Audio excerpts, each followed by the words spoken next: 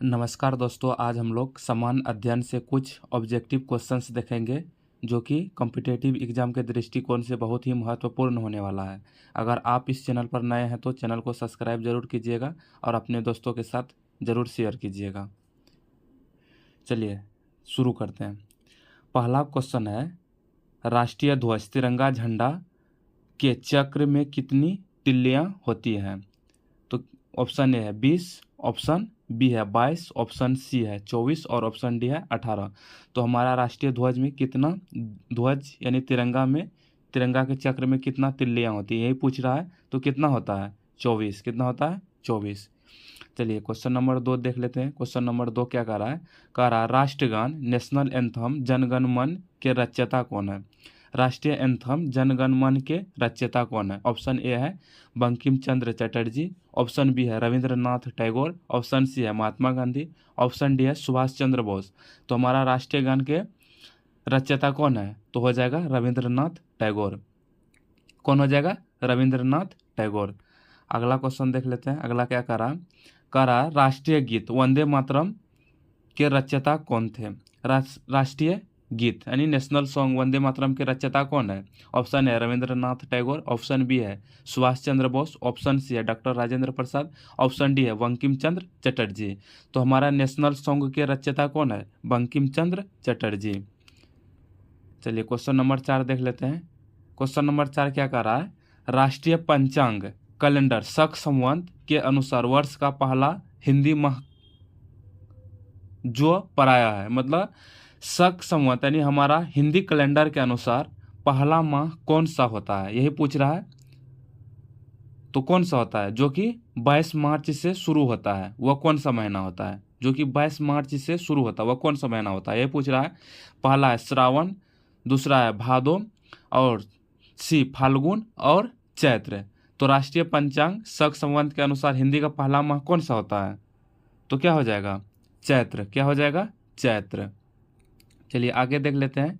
Question number 5 क्या कह रहा राष्ट्रीय चिन्ह जिसके शीर्ष पर 4 सिंह बने हैं, इसके फलक के नीचे मुंडकोपनिषद का सूत्र देवनागरी लिपि में अंकित है। तो उसमें क्या लिखा हुआ है, यही पूछ रहा है। ऑप्शन ए सत्यम शिवम सुंदरम, ऑप्शन बी है सत्यमेव जयते, ऑप्शन सी है भारत माता की जय, इनमें या इनमें से कोई नहीं, डी में इनमें से कोई नहीं। तो हमारा राष्ट्रीय चिन्ह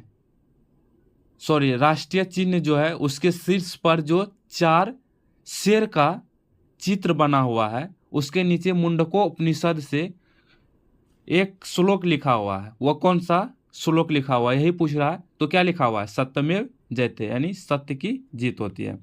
चलिए क्वेश्चन नंबर 6 देख लेते हैं। क्वेश्चन नंबर 6 कह रहा है राष्ट्रीय पक्षी है, हमारा राष्ट्रीय पक्षी यानी नेशनल बर्ड कौन सा है, यही पूछ रहा है। ऑप्शन ए मयूर या मोर, बी बाज, सी तोता और डी कबूतर। तो हमारा नेशनल बर्ड कौन सा है? पीकॉक। कौन सा है? पीकॉक ए। चलिए आगे देख लेते हैं। क्वेश्चन नंबर 7 कह रहा है राष्ट्रीय फूल यानी नेशनल फ्लावर क्या है हमारा? तो ये पूछ रहा है। पहला है कमल, बी गुलाब, सी रजनीगंधा, डी गले डियो क्या है? गले डियोलस। तो हमारा राष्ट्रीय फूल कौन सा है? कमल। क्या है? कमल। चलिए क्वेश्चन नंबर 9 देख लेते हैं। क्वेश्चन नंबर 9 क्या कह रहा है वर्ष 2001 के जनगणना के अनुसार अपने देश की जनसंख्या थी या है, यानी 2001 के जनगणना के अनुसार हमारा देश का जनसंख्या कितना था, यह पूछ रहा है। ऑप्शन ए है 1.2 अरब, ऑप्शन बी है 2 अरब, ऑप्शन सी है 2.5 अरब और ऑप्शन डी है 0.50 अरब। तो हमारा देश की जनसंख्या 2001 में कितना था, यही पूछ रहा है। 2001 में तो कितना था? 1.02 अरब। 1.02 अरब। चलिए क्वेश्चन नंबर 10 कहते हैं, देख लेते हैं क्या कह रहा। फूल यानी फ्लावर किसका सिंबल होता है, प्रतीक किसका प्रतीक होता है, ये पूछ रहा है। ऑप्शन ए सुंदरता, बी प्यार, सी शांति और डी इनमें से सभी। तो सुंदरता किसका प्रतीक फूल किसका प्रतीक होता है? तो फूल किसका प्रतीक होता है? सुंदरता का होता है, और प्यार का भी होता है, और शांति का भी होता है। तो हमारा आंसर हो जाएगा ऑप्शन डी, यानी ये फूल किसका सिंबल होता है? इस सभी का। चलिए आगे देख लेते हैं। कह रहा है देश का पहला कृषि विश्वविद्यालय, देश का पहला कृषि विश्वविद्यालय है कौन सा है? यही पूछ रहा है, देश का पहला कृषि विश्वविद्यालय है कौन सा है?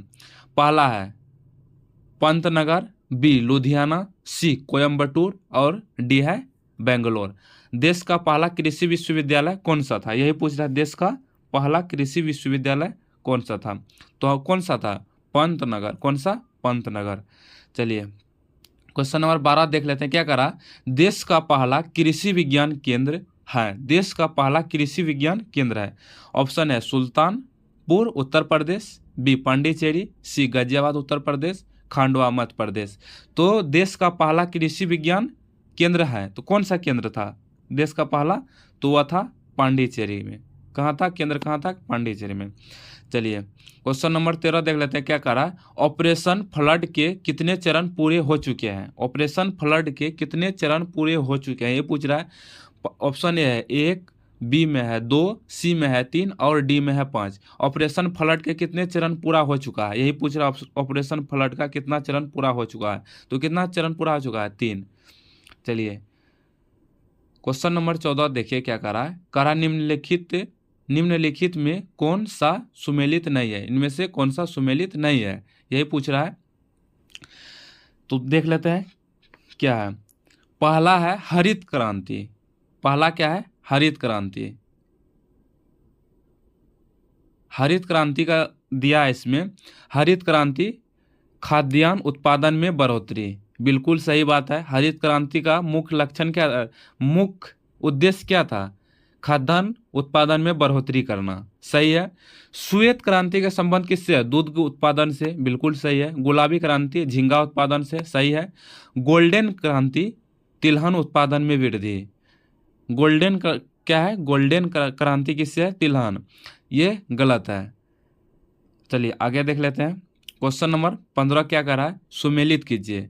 क्या कर रहा? प्रतिवर्ष मनाए जाने वाले विश्व दिवस, यानी विश्व दिवस दिया गया है और कब मनाया जा रहा है, यही पूछ रहा है। चलिए मिलाते हैं।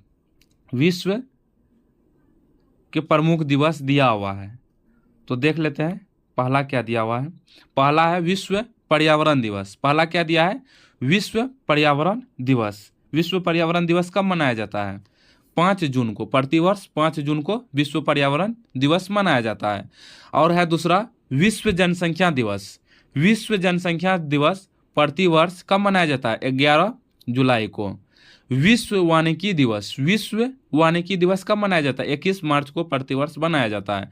विश्व तंबाकू निषेध दिवस 31 मई प्रतिवर्ष मनाया जाता है। यानी विश्व पर्यावरण दिवस कब मनाया जाता है? 5 जून को। कब? 5 जून। विश्व जनसंख्या दिवस 11 जुलाई। विश्व वानिकी दिवस 21 मार्च। और विश्व तंबाकू निषेध दिवस कब मनाया जाता है? प्रतिवर्ष 31 मई को। तो हमारा ए करेक्ट हो जाएगा। हमारा ए करेक्ट हो जाएगा। चलिए आगे देख लेते हैं क्या कह रहा है। वन्य जीव संरक्षण अधिनियम कब बनाया गया? क्या कह रहा है? वन्य जीव संरक्षण अधिनियम कब बनाया गया, यही पूछ रहा है। वन्य जीव संरक्षण अधिनियम कब बनाया गया? ऑप्शन ए है 1970, ऑप्शन बी है 1972, ऑप्शन सी है 1960, ऑप्शन डी है 1950। क्या कह रहा है? वन्य जीव संरक्षण अधिनियम कब बनाया गया? वन्य जीव संरक्षण अधिनियम कब बनाया गया, यही पूछ रहा है। वन्य जीव संरक्षण अधिनियम तो कब बनाया गया था? 1972 में। कब? 1972 को। चलिए क्या करा? भारतीय बीज अधिनियम, भारतीय बीज अधिनियम लागू किया गया। भारतीय बीज यानी इंडियन सीड एक्ट कब लागू किया गया, यही पूछ रहा है। इंडियन सीड एक्ट कब लागू किया गया? ऑप्शन ए है 1969, ऑप्शन बी है 1970, ऑप्शन सी है 1968 और डी है इनमें से कोई नहीं। तो भारतीय बीज अधिनियम कब मनाया जाता है, यह पूछ रहा है। भारतीय बीज अधिनियम कब मनाया जाता है? तो कब मनाया जाता है? 1969 को, 1969 को। चलिए आगे देख लेते हैं। 18 में कह रहा है कीटनाशी अधिनियम कब मनाया जाता है? कीटनाशी अधिनियम कब, सॉरी क्या कर रहा है, क्वेश्चन नंबर 18 कह रहा है कीटनाशी अधिनियम कब बनाया गया, कीटनाशी अधिनियम कब बनाया गया, यही पूछ रहा है। ऑप्शन ए है 1969, बी है 1960 और सी है 1968। कीटनाशी अधिनियम कब बनाया गया, कीटनाशी अधिनियम कब बनाया गया, यही पूछ रहा है। तो कब बनाया गया, 1968 को। कब, 1968 को। चलिए आगे देख लेते हैं। क्वेश्चन नंबर 19 का रहा है कौन सा सुमेलित नहीं है, कौन सा इसमें सुमेलित नहीं है, यही पूछ रहा है। तो इनमें से कौन सा सुमेलित नहीं है, पहला है सेरिकल्चर। सेरिकल्चर किससे संबंधित है, रेशम उद्योग से। सेरिकल्चर किससे संबंधित है, रेशम उद्योग से, बिल्कुल सही है। वीरिकल्चर किससे संबंधित है, अंगूर संवर्धन से, अंगूर संवर्धन से। एपीकल्चर किससे संबंधित है, मौन पालन से। फ्लोरिकल्चर किससे संबंध है, तो वह फूल से, किससे, फ्लोरिकल्चर फूल से, ना कि फल से। तो हमारा डी गलत हो जाएगा। चलिए आगे देख लेते हैं। कह रहा है सुमेलित कीजिए, क्वेश्चन नंबर 20 कह रहा है सुमेलित कीजिए। क्वेश्चन नंबर 20 क्या कह रहा है, सुमेलित कीजिए। चलिए देखते हैं क्या है। पहला स्थापना संस्थान या बोर्ड, दूसरा में स्थापना वर्ष। तो पहला क्या दिया हुआ है, पहला दिया हुआ है ICAR। इसका स्थापना कब हुआ था, दिसंबर 1973 को, दिसंबर 1973 को। ICAR का स्थापना कब हुआ था, दिसंबर 1973 को।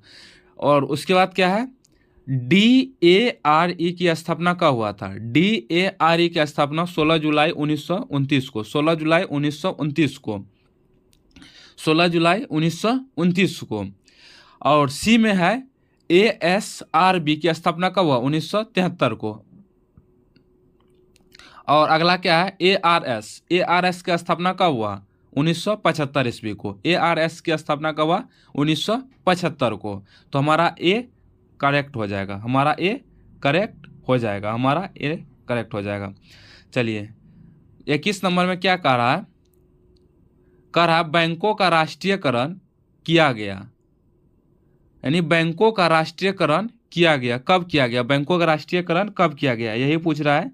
बैंकों का राष्ट्रीयकरण कब किया गया। ऑप्शन ए है 16 जुलाई 1969 को, 16 जुलाई 1970 को, 25 जून 1972 को, या डी इनमें से कोई नहीं। तो बैंकों का राष्ट्रीयकरण कब हुआ, 16 जुलाई 1969 को, 16 जुलाई 1969 को। क्वेश्चन नंबर 22 का रहा है आशा की नई सदी पुस्तक लिखी गई, यानी किसके द्वारा लिखी गई, आशा की नई सदी पुस्तक किसके द्वारा लिखी गई, यही पूछ रहा है। ऑप्शन ए है doctor DA Hegde, option B है पंजाब सिंह, ऑप्शन सी है doctor MS Swaminathan, option D है इनमें से कोई नहीं। आशा की नई सदी पुस्तक के लेखक कौन है या किसके द्वारा लिखी गई, यही पूछ रहा है।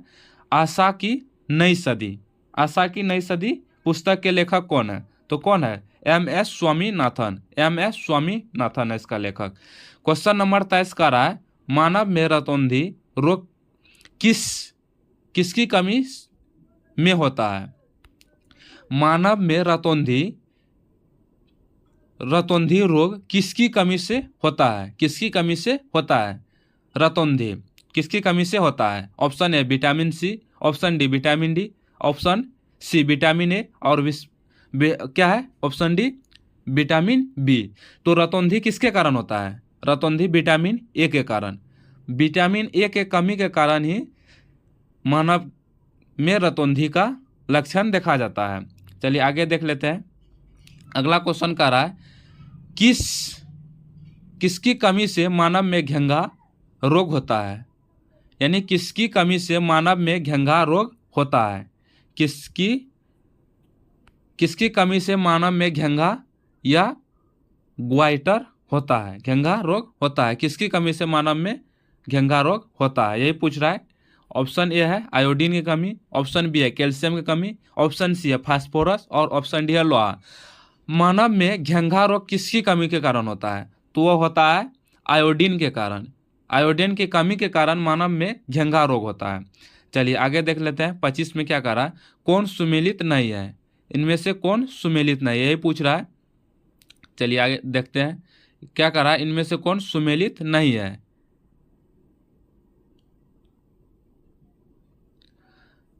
इनमें से कौन सुमेलित नहीं है, यही पूछ रहा है, इनमें से कौन सुमेलित नहीं है। ऑप्शन ए है, क्या दिया हुआ है, गाय के दूध में पीलेपन का कारण कैरोटीन एवं जेंथोफिल पिगमेंट्स की उपस्थिति। यानी कि गाय का दूध का पीलापन किसके कारण होता है, कैरोटीन या एवं जेंथोफिल के कारण होता है। तो यह बिल्कुल सही बात है। और उसके बाद क्या है, लरो या उरो हार्मोन एड्रेनिल है, बिल्कुल सही है, लरो या उरो हार्मोन एड्रेनिल है। चलिए आगे देख लेते हैं। कह रहा है पशुओं में मिल्क फीवर एवं मानव में सूखा रिकेट्स कैल्शियम की कमी के कारण होता है। पशुओं में मिल्क फीवर की कमी और मानव में सूखा रिकेट्स कैल्शियम की कमी किसके कारण होता है, कैल्शियम के कारण होता है कमी। तो यह भी सही है, यानी मानव में सूखा यानी रिटेक्स और पशुओं में मिल्क की कमी किसके कारण होता है, कैल्शियम की कमी के कारण होता है, बिल्कुल सही बात है। और क्या है, अस्कर्वी के कारण विटामिन सी की अधिकता, ये गलत है। अस्कर्वी के कारण विटामिन सी की अधिकता नहीं, विटामिन सी की कमी होती है। अस्कर्वी में विटामिन सी की कमी होती है, तो ये हमारा गलत हो जाएगा। चलिए आगे देख लेते हैं। क्वेश्चन नंबर 26 क्या कह रहा है, बेरी बेरी रोग किसकी कमी से होता है, बेरी बेरी किसकी कमी से, बेरी बेरी रोग किसकी कमी से होता है, यही पूछ रहा है। ऑप्शन ए है विटामिन बी, ऑप्शन बी है विटामिन सी, ऑप्शन सी है विटामिन बी और ऑप्शन डी है विटामिन डी। तो बेरी बेरी रोग किसके कारण होता है, विटामिन बी के कारण। किसके कारण, विटामिन बी के कारण बेरी बेरी रोग होता है। बेरी बेरी रोग विटामिन बी के कारण होता है। क्वेश्चन नंबर 27 का रहा है, भारत में वनों फॉरेस्ट के अंतर्गत क्षेत्रफल है सन 2000 के अनुसार कुल भौगोलिक क्षेत्र का। यानी भारत में वन यानी वनों का क्षेत्रफल, कितना क्षेत्रफल में भारत में वन पाया जाता है 2000 के अनुसार, यानी 2000 ईस्वी के अनुसार भारत के भौगोलिक क्षेत्र में कितना भौगोलिक क्षेत्र में वन पाया जाता है, यही पूछ रहा है। तो ऑप्शन ए है 19.27%, और बी में है 25%, सी में है 30%, डी में है 33%। भारत में वनों के अंतर्गत कुल क्षेत्रफल भौगोलिक क्षेत्र का कितना प्रतिशत वन है 2000 ईस्वी के अनुसार, यही पूछ रहा है। तो कितना प्रतिशत वन पाया जाता था, तो कितना प्रतिशत, 19.27%, 19.27%। चलिए क्या कह रहा है, विश्व में भारत का वनों का प्रतिशत है, भारत में वनों का प्रतिशत कितना, यानी पूरा विश्व में भारत का वनों का प्रतिशत कितना है, यही पूछ रहा है। टोटल विश्व की वनों का भारत में कुल कितना प्रतिशत वन पाया जाता है, यही पूछ रहा है। पहला है 1.2, बी में है 5, सी में है 10.0, डी में है 17.8। तो कुल भारत में कितना प्रतिशत वन पाया जाता है पूरा विश्व का, यही पूछ रहा है। तो कितना प्रतिशत पाया जाता है, यही पूछ रहा है। तो 1.2%, 1.2%। नीचे क्या करा, सुमेलित कीजिए, नीचे दिया हुआ है सुमेलित कीजिए, सुमेलित कीजिए, यही कह रहा है।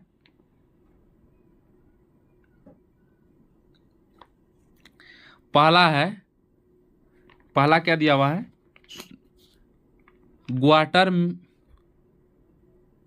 गमाटर में लाल रंग, सॉरी इसमें होगा टमाटर में लाल रंग।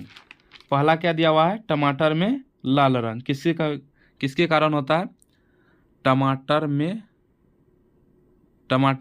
लाल रंग, टमाटर में लाल रंग किसके कारण होता है, लाइकोपिन के कारण होता है, लाइकोपिन के कारण होता है।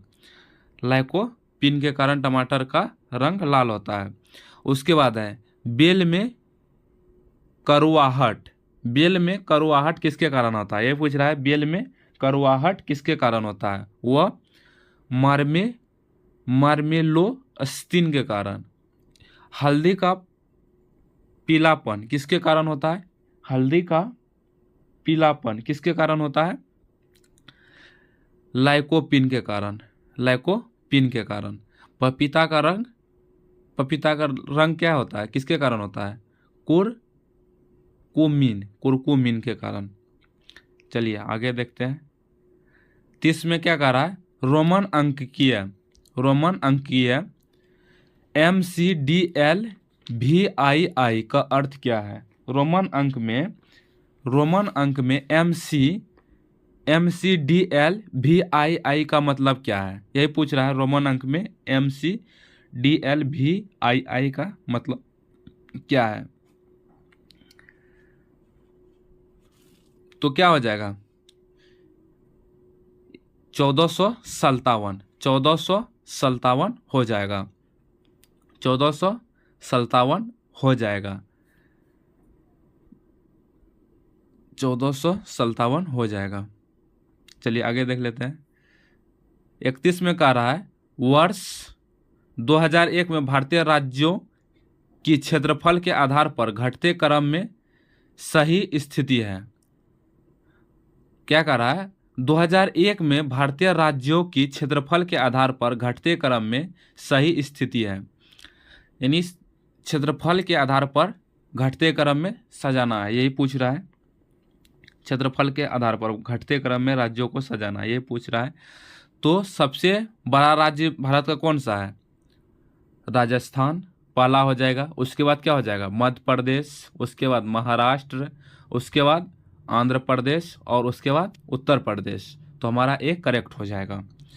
चलिए क्वेश्चन नंबर 32 कह रहा है कौन सा सुमेलित नहीं है, भौगोलिक क्षेत्रफल लाख वर्ग किलोमीटर में।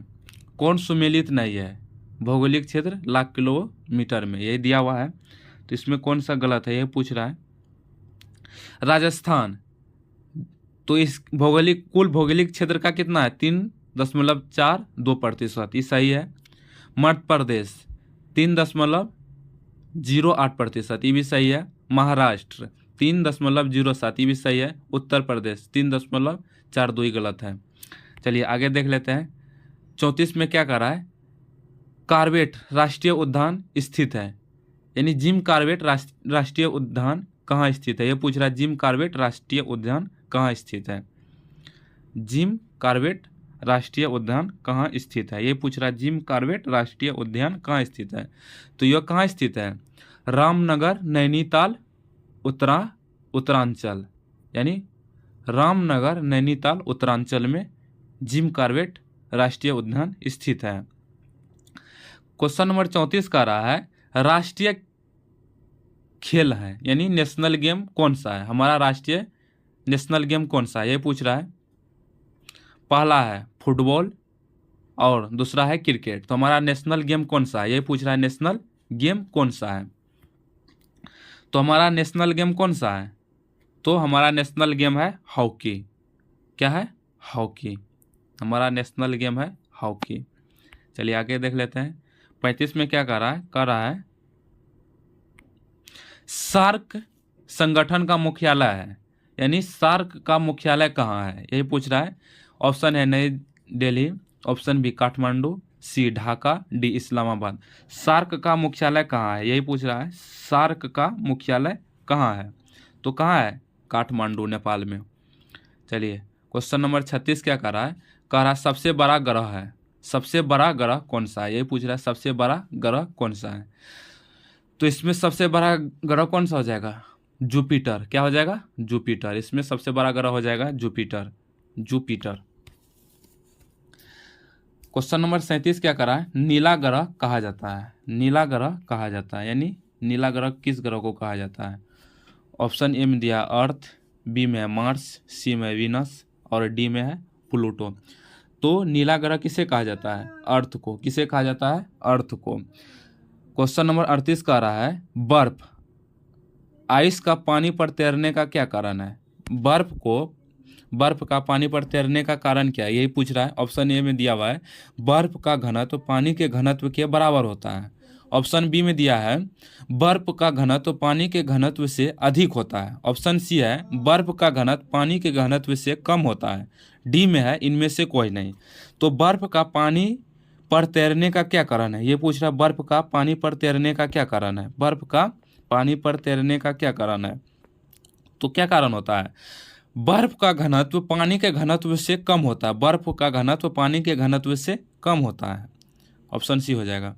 क्वेश्चन नंबर 39 क्या कर रहा है? क्वेश्चन नंबर 39 क्या कर रहा है शरीर में रक्तल्पता की बीमारी का नाम है। यानी कि शरीर में रक्त की कमी किसके कारण होता है, यानी कि कमी से होने वाली बीमारी का क्या नाम है, यही पूछ रहा है। ऑप्शन ए है डायबिटीज, ऑप्शन बी है यकृत लीवर में कमी, ऑप्शन सी है एनीमिया, ऑप्शन डी है कैटेरिक्ट। तो क्या हो जाएगा? एनीमिया हो जाएगा। शरीर में ब्लड की कमी को क्या कहा जाता है? एनीमिया। एनीमिया के कारण शरीर में ब्लड की कमी यानी खून की कमी हो जाता है। क्वेश्चन नंबर 40 क्या कह रहा है घंघा किस ग्रंथि के बढ़ने के कारण होता है, यानी घंघा रोग किस ग्रंथि के बढ़ने के कारण होता है, यही पूछ रहा है। ऑप्शन ए है थायराइड, ऑप्शन बी है पैराथायराइड, ऑप्शन सी है एड्रिनल और ऑप्शन डी है पिट्यूटरी। घंघा किस ग्रंथि के बढ़ने के कारण होता है, ये पूछ रहा है। घंघा किस ग्रंथि के बढ़ने के कारण होता है? तो किसके कारण होता है? थायराइड ग्रंथि के बढ़ने के कारण होता है। क्वेश्चन नंबर 41 क्या कर रहा है यदि सामान्य पानी में कोई अंडा डाला जाए, यदि सामान्य पानी में कोई अंडा डाला जाए तो वह डूब जाता है, पर यदि पानी में काफ़ी मात्रा में नमक मिला हुआ हो और उसमें अंडा डाला जाए तो क्या होगा? सामान्य पानी में यानी साधारण पानी में अंडा डूब जाता है, जबकि पानी में नमक मिलाने पर अंडा तैरने लगता है। इसका कारण क्या है, यही पूछ रहा है। तो इसका कारण क्या है? ऑप्शन ए में दिया हुआ है अंडा पूरी तरह से पानी में डूब जाएगा, बी अंडा पानी के बर्तन के बीच में रहेगा, और सी है अंडा कभी डूब जाएगा और कभी तैरेगा, ऑप्शन डी है अंडा पानी पर तैरेगा। तो क्या हो जाएगा? ऑप्शन डी हो जाएगा, अंडा पानी के ऊपर तैरेगा। इसका कारण है पानी का घनत्व बढ़ जाएगा और अंडा का घनत्व कम हो जाएगा नमक मिलने से। चलिए क्वेश्चन नंबर 42 देख लेते हैं क्या कर रहा है। आनुवांशिकता के सिद्धांत के प्रतिपादक कौन है? आनुवांशिकता के सिद्धांत के प्रतिपादक कौन है, यही पूछ रहा है। Option A Charles Darwin, option B Gregor Mendel, option C Alfred Nobel, option D J C Bose प्राकृतिक वर्ण। तो आनुवांशिकता का सिद्धांत किसने दिया, यानी प्रतिपादक इसका कौन है आनुवांशिकता का? तो आनुवांशिकता का प्रतिपादक कौन है? आनुवांशिकता का प्रतिपादक कौन है, ये पूछ रहा है। तो कौन हो जाएगा? Gregor John Mendel. मटर का पौधा पर सर्वप्रथम ये आनुवांशिकता का प्रतिपादन यानी परीक्षण किया था। चलिए देखते हैं 43 में क्या कर रहा है। सिद्धांत के प्रतिपादक कौन है? क्वेश्चन नंबर 43 क्या कर रहा है प्राकृतिक वर्ण के सिद्धांत के प्रतिपादक कौन है? प्राकृतिक वर्ण के सिद्धांत के प्रतिपादक कौन है, यह पूछ रहा है। प्राकृतिक वर्ण के सिद्धांत के प्रतिपादक कौन है, यह पूछ रहा है। प्राकृतिक वर्ण के सिद्धांत के प्रतिपादक कौन है? प्राकृतिक वर्ण के सिद्धांत के प्रतिपादक कौन है?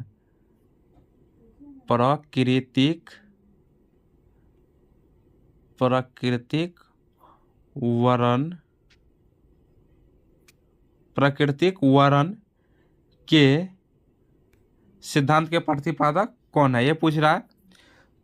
प्राकृतिक वर्ण के सिद्धांत के प्रतिपादक कौन है, यही पूछ रहा है। तो क्या हो जाएगा? प्राकृतिक वर्ण के सिद्धांत के प्रतिपादक कौन हो जाएगा? तो हो जाएगा चार्ल्स डार्विन। क्या हो जाएगा? Charles Darwin.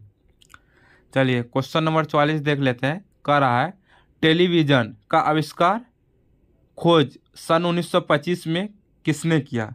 टेलीविज़न का आविष्कार कब हुआ था? 1925 में। इसका आविष्कार किसने किया था? यही पूछ रहा है। ऑप्शन ए है ओटो हन, ऑप्शन बी है जे.एल. बेयर्ड, सी है बॉयल और डी है डाल्टन।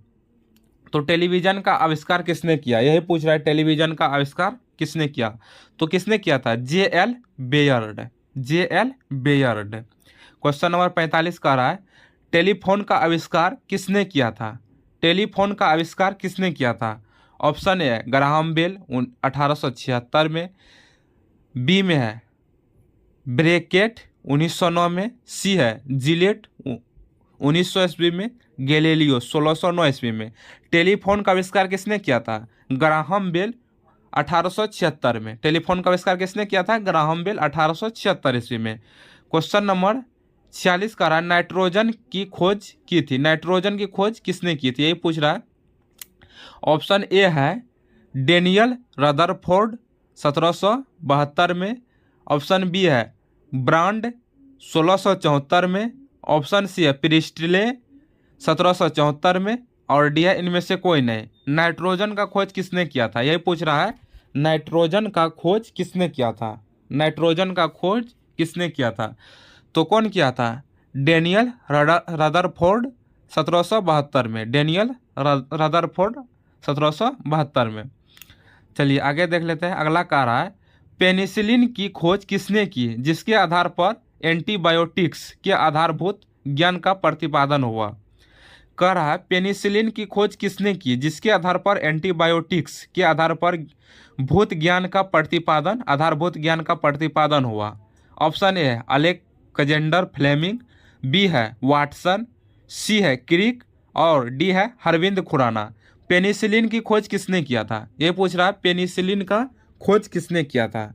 पेनिसिलिन का खोज किसने किया? Alexander Fleming. अलेक्जेंडर फ्लेमिंग ने किया था। क्वेश्चन नंबर 48 का रहा है किस भारतीय मूल निवासी कह रहा है किस भारतीय वैज्ञानिक को जेनेटिक्स कोड पर उल्लेखनीय शोध के लिए नोबेल पुरस्कार से सम्मानित किया गया? किस भारतीय को जेनेटिक्स कोड के खोज के कारण उसे नोबेल पुरस्कार से सम्मानित किया गया? Option A Hargobind Khorana, B है जे.बी. नरलेकर, सी है डॉक्टर सी.वी. रमन, डी है बीरबल साहनी। जेनेटिक्स खोज के कारण उसे नोबेल पुरस्कार से सम्मानित किया गया। वह कौन सा भारतीय वैज्ञानिक था? यही पूछ रहा है कौन सा भारतीय वैज्ञानिक था? तो वह कौन था? डॉक्टर हरगोविंद खुराना। डॉक्टर हरगोविंद खुराना। चलिए क्वेश्चन नंबर 49 कह रहा है बंगाल का विभाजन किस वर्ष हुआ था? बंगाल का विभाजन किस वर्ष हुआ था? ऑप्शन ए है 1903, ऑप्शन बी है 1904, ऑप्शन सी है 1905 और ऑप्शन डी है 1911। बंगाल का विभाजन कब हुआ था? यही पूछ रहा है बंगाल का विभाजन कब हुआ था? तो बंगाल का विभाजन कब हुआ? 1905 ईस्वी को। क्वेश्चन नंबर 50 का रहा है एक्यूपंक्चर है एक्यूपंक्चर क्या है? यही पूछ रहा है एक्यूपंक्चर क्या है? ऑप्शन है चीन में प्रचलित एक चिकित्सा पद्धति का नाम एक्यूपंक्चर के बारे में, बी है टायर या ट्यूब में पंचर रोकने की एक विधि, सी है एक फसल का नाम, डी है एक प्रागो ऐतिहासिक पशु का नाम। तो एक्यूपंक्चर क्या है? यही पूछ रहा है एक्यूपंक्चर क्या है? एक्यूपंक्चर क्या है? तो क्या है? चीन में प्रचलित एक चिकित्सा पद्धति का नाम है। एक्यूपंक्चर क्या है? चीन में प्रचलित चिकित्सा पद्धति का नाम है। अब हम लोग सामान्य विज्ञान से पहले सामान्य ज्ञान का क्वेश्चन देखें, अब सामान्य विज्ञान से संबंधित क्वेश्चन देखेंगे। अगर आपको वीडियो पसंद आता है तो चैनल को जरूर सब्सक्राइब कीजिए और अपने दोस्तों के साथ जरूर शेयर कीजिएगा। क्वेश्चन नंबर 51 का रहा है यदि कोई वस्तु किसी उत्तल लेंस और उसके फोकस के बीच कहीं स्थित हो तो उसका प्रतिबिंब क्या कर रहा है? यदि कोई वस्तु किसी उत्तल लेंस और उसकी फोकस के बीच कहीं स्थित हो तो उसका प्रतिबिंब क्या होगा? यही पूछ रहा है। तो उसका प्रतिबिंब क्या होगा? यही पूछ रहा है। तो क्या होगा? तो होगा वस्तु से बड़ा तथा आभासी होगा। उत्तल लेंस की बात करता है तो क्या होगा, वस्तु से बड़ा तथा आभासी होगा, वस्तु से बड़ा और आभासी होगा। चलिए आगे देख लेते हैं। कह रहा है यदि पृथ्वी पर वायुमंडल ना होता तो दिन की अवधि, यदि पृथ्वी पर वायुमंडल नहीं होता तो दिन की अवधि क्या होता, बढ़ जाती या घट जाती या अपरिवर्तित रहती, या क्या कर रहा है सर्दियों में बढ़ जाती है और गर्मियों में घट जाती है। तो क्या होता है, पृथ्वी पर वायुमंडल नहीं होता तो क्या होता है, यह पूछ रहा है। पृथ्वी पर वायुमंडल नहीं होता तो क्या होता, तो क्या होता, दिन की अवधि क्या होती, कम हो जाती, दिन की अवधि कम हो जाती है। वायुमंडल नहीं होने के कारण दिन की अवधि कम हो जाती है। क्वेश्चन नंबर 53 का रहा है उत्तल लेंस में किसी वस्तु का प्रतिबिंब होता है। उत्तल लेंस में किसी वस्तु का प्रतिबिंब होता है। उत्तल लेंस में किसी वस्तु का प्रतिबिंब होता है, कैसा होता है, ये पूछ रहा है। वो उत्तल लेंस में किसी वस्तु का प्रतिबिंब कैसा होता है।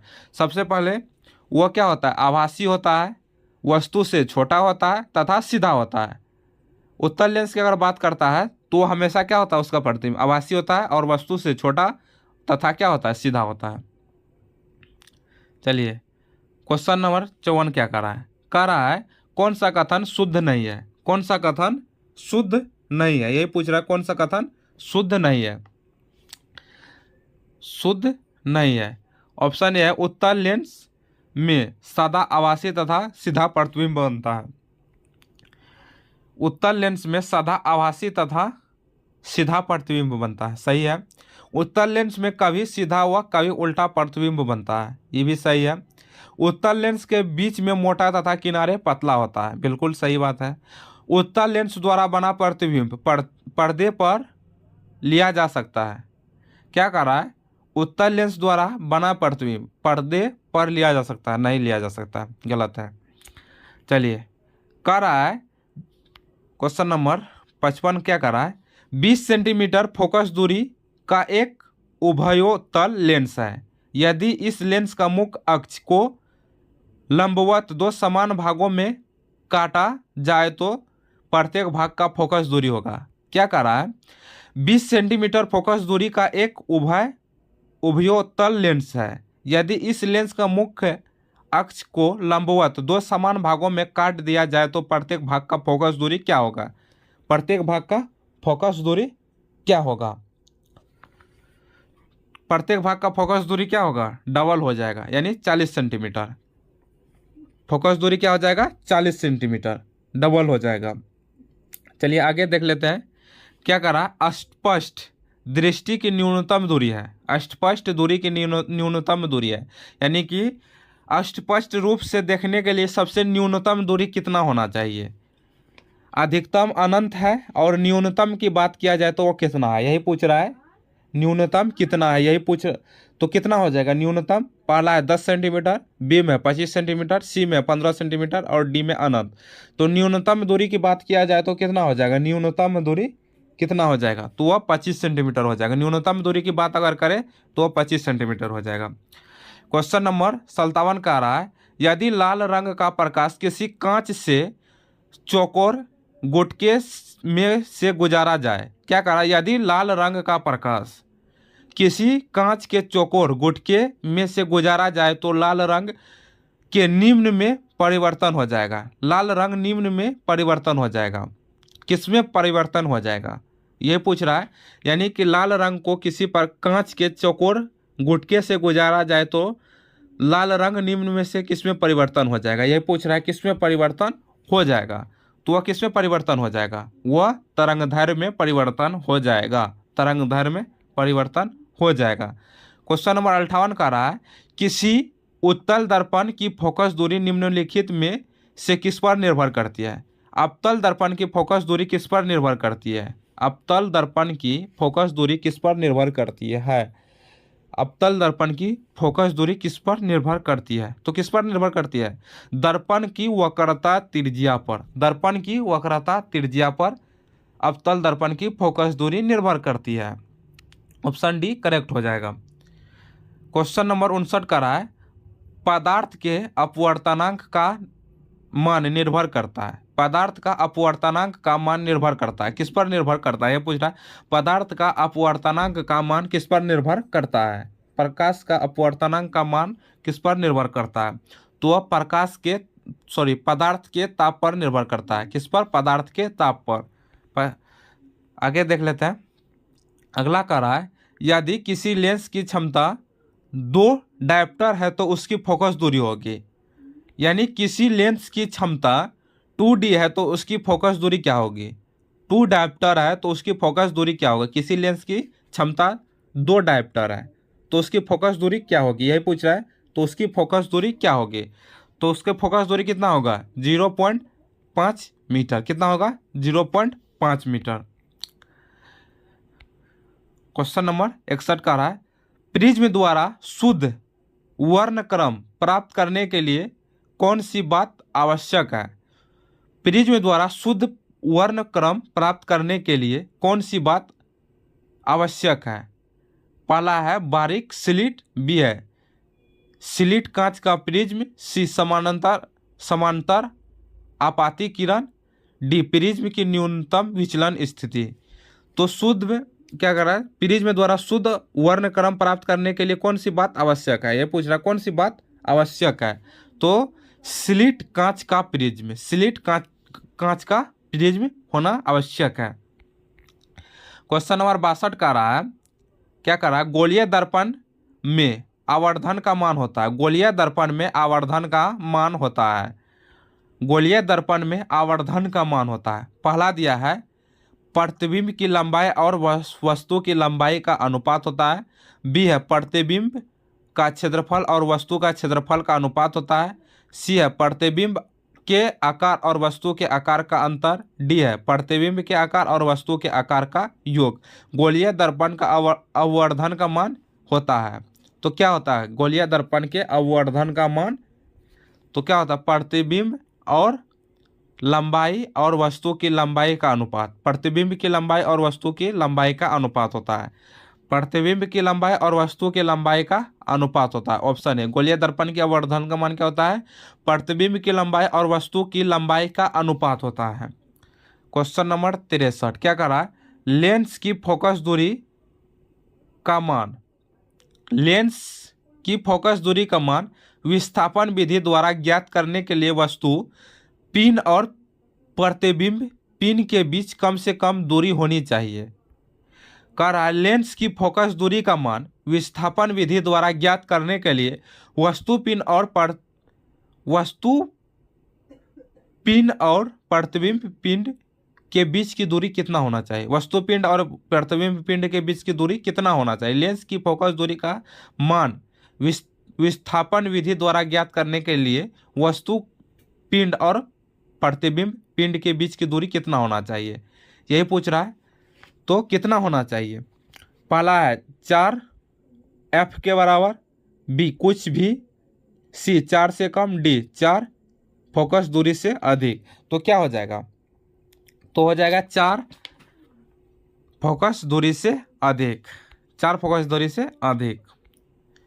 चलिए अगला देख लेते हैं। कह रहा है प्रिज्म में आपाती किरण की प्रारंभिक दिशा और निर्गत किरण की दिशा के बीच के कोण को कहते हैं। क्वेश्चन कर रहा है प्रिज्म के आपाती किरण की प्रारंभिक दिशा और निर्गत किरण की दिशा के बीच के कोण को कौन सा कोण कहते हैं? कौन सा कोण कहते हैं, ये पूछ रहा है। कौन सा कोण कहते हैं? तो उसको कौन सा कोण कहते हैं? विचलन कोण कहते हैं। क्वेश्चन नंबर 65 का रहा है यदि किसी समतल दर्पण पर कोई प्रकाश किरण लंबवत अपवर्तित होता है तो आपतन कोण क्या होगा? क्वेश्चन का रहा है यदि किसी समतल दर्पण पर कोई प्रकाश किरण लंबवत आपतित होता है तो आपतन कोण होगा। यदि किसी समतल दर्पण पर कोई प्रकाश किरण लंबवत आपतित होता है तो आपतन कोण होगा 30 डिग्री, 90 डिग्री, 0 डिग्री या 180 डिग्री। तो क्या होगा? तो हमारा हो जाएगा 0 डिग्री, 0 डिग्री हो जाएगा। क्वेश्चन नंबर 66 का रहा है, समतल दर्पण को घुमाने पर परिवर्तित किरण, समतल दर्पण को घुमाने पर परावर्तित किरण, समतल दर्पण को घुमाने पर परावर्तित किरण क्या होता है? समतल दर्पण को घुमाने पर परावर्तित किरण क्या ऑप्शन ए में दर्पण के घुमाव के दूनी से घूम जाती है। तो क्या हो जाएगा, इसका आंसर क्या हो जाएगा? तो दर्पण के घुमाव के दोनों से घूम जाती है, ऑप्शन ए हो जाएगा। चलिए आगे देख लेते हैं। 67 में कह रहा है, सूर्य के प्रकाश के 7 रंगों में जिससे बंट जाने से इंद्रधनुष बनता है वह है। सूर्य के प्रकाश के 7 रंगों में जिससे बंट जाने से इंद्रधनुष बनता है वह है। तो वह क्या है? पहला है धूलकण, बी है प्रिज्म, सी है वर्षा की बूंद और डी है वायु। तो क्या हो जाएगा? हो जाएगा वर्षा की बूंदे। 68 में कह रहा है, एक वस्तु को अवतल दर्पण के वक्रता केंद्र पर रखने से प्रतिबिंब, कह रहा है एक वस्तु को अवतल दर्पण के वक्रता केंद्र पर रखने पर प्रतिबिंब कैसा होगा? एक वस्तु को अवतल दर्पण की वक्रता केंद्र पर रखने पर प्रतिबिंब कैसा होगा, यही पूछ रहा है। प्रतिबिंब कैसा होगा? तो होगा उल्टा तथा वक्रता केंद्र पर ही उसी आकार का बनता है। उल्टी तथा वक्रता केंद्र पर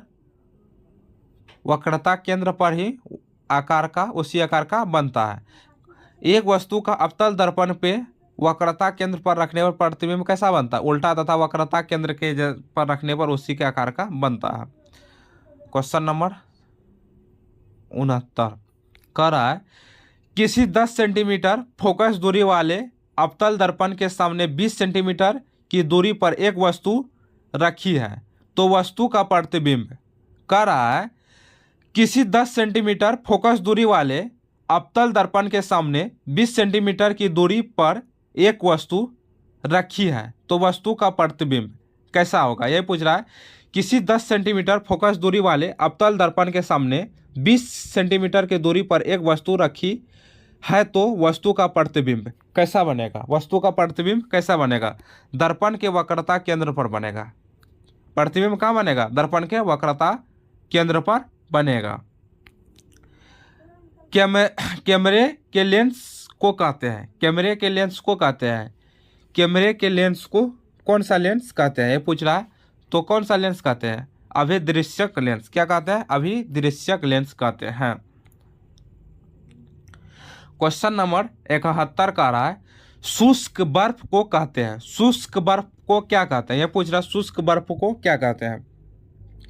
शुष्क बर्फ को ऑप्शन ए है ठोस नाइट्रोजन, बी क्या है?